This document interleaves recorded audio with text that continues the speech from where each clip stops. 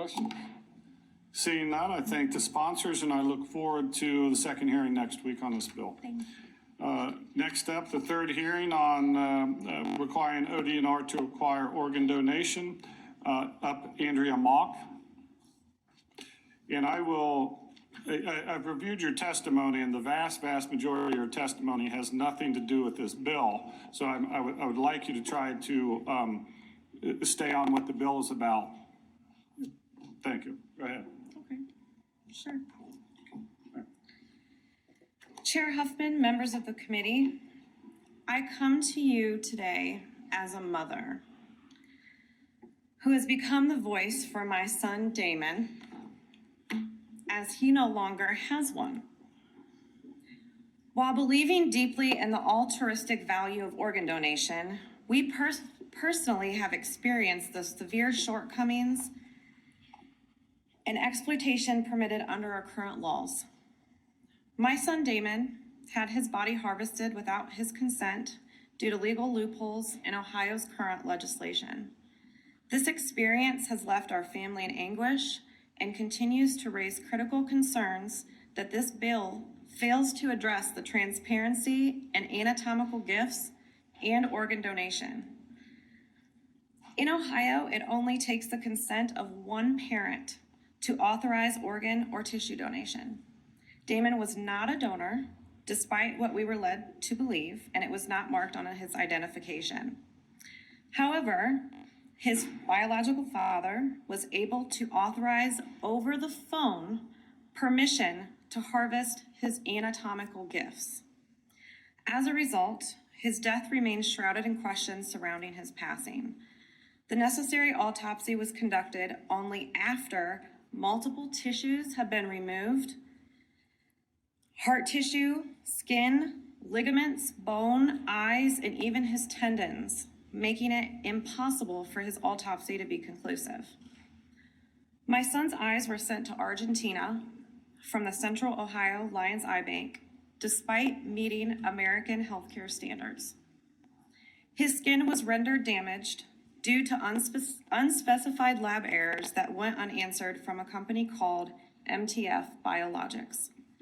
Between my son's harvesting and autopsy, Damon was not able to have an open casket at his funeral. Imagine telling your family, his friends, classmates, and the community that he loved that they could not get to see his face one last time. The Federal Anatomical Gifts Act of 2006 introduced the term anatomical gifts, creating a rebranding definition of body parts, unlike organs that can be sold by nonprofit organizations to for-profit entities. Today, businesses involved in organ procurement, such as Lifeline of Ohio, generate millions in revenue, some of which can be sold to plastic surgeons for cosmetic procedures, pharmaceutical research institutions, and international hospitals. This bill does nothing to address this education to donors, allowing businesses to profit off the trust of donors and their families without their full understanding of consent. As someone who does believe in organ donation, I want to emphasize that families deserve to know the exact use and destination of their loved one's body while maintaining the privacy of the recipients. Lifeline of Ohio has faced previous legal challenges, including a 2011 case which they failed to protect donor information. In 2015, they were criticized when donors' families reported that they had not been informed about the scope of tissue recovery, skin, and bones that they learned could be used for research and cosmetic procedures. In Ohio, many OPOs have faced multiple criticisms. A whistleblower inside the company in 2018 reported that their OPO pressured medical staff to prematurely declare patients brain dead to increase organ donation rates, raising severe ethical concerns. Additionally, a 2020 federal audit reported that some OPOs in Ohio were failing to meet performance standards, citing low recovery rates and question about the accuracy of death determinations. I personally have filed grievances. with Lifeline of Ohio, and there is no external systems of checks and balances. I have included multiple legal cases in my testimony that highlight negligence of organ procurement businesses submitted to your committee. Consider the economic loop. The hospitals that accept Medicaid and the OPOs involved in the organ donation process are labeled as nonprofit entities. Medicaid sets prices for the recovery of anatomical gifts, funding nonprofit organizations through government partnership required by law. These anatomical gifts, once harvested, can be sold at a profit, an act facilitated by the loose classification of body parts under the Anatomical Gifts Act. Even in death, individuals and their families are not immune from becoming a commercial transaction. Lifeline of Ohio reported over $14 million in revenue, with a substantial portion going to executive salaries, including $353,705 for its CEO, Andrew Mullins, and $241,369 for their chief financial officer, Lindsay Durham, making them the top 5% of income earners in Ohio. Donate Life, the state's primary organ and tissue donation awareness program, spends millions on marketing annually, including $2.5 million on campaigns and community education in 2022. Despite this investment, the BMV training on organ donation registration is minimal and focuses rather on procedural knowledge rather than fully educating Ohioans on the true implications of what it means to be a donor. The gap in education leaves many people shocked when they later learn about the full scope of what becoming a donor means, as outlined in the OPO consent forms, which I also submitted to testimony. Ohio citizens deserve to make choices about their bodies and the bodies of their loved ones based on transparency. By failing to regulate the Anatomical Gifts Act, House Bill 256 does nothing to protect the honor and dignity of those who give the gift of life. I empathize deeply with families who have chosen to donate their loved ones' organs and those who have received life-saving transplants. However, I stand with the families who have experienced the consequences of this broken system. You can preserve the integrity of organ donation by ensuring that Ohioans understand fully how their choice will impact others and that it will never lead to exploitation. Last year, I had the privilege of speaking with Senator Mark Romanchuk and Representative Marilyn John to discuss my concerns regarding this Anatomical Gifts Act. I'm happy to see that Marilyn is also on the committee supporting this bill. In closing, I ask you to reconsider the implications of this bill to prioritize transparency, informed consent, and respect for the donors and their families. Without these protections, the noble act of donation risks being overshadowed by profits, quotas for body parts, and commercial interests. Forever, Damon's mother and his biggest advocate. Thank you.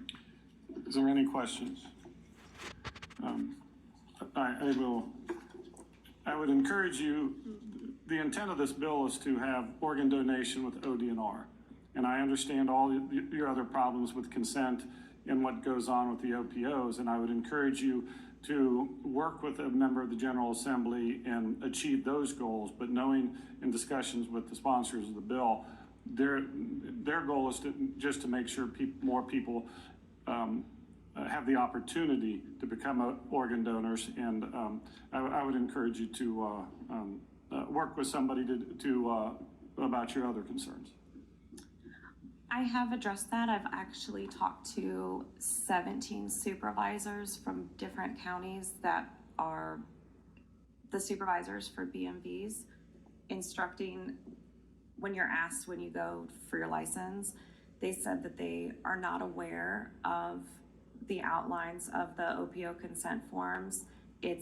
They're instructed to ask if the person would like to be a donor. The answer is yes or no.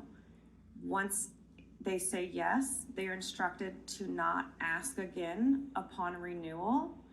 So it's not that I have a concern with the organ donation process. It's the transparency in which the donors are not informed that potentially their loved one or themselves, their anatomical gifts can be sold or be used for research.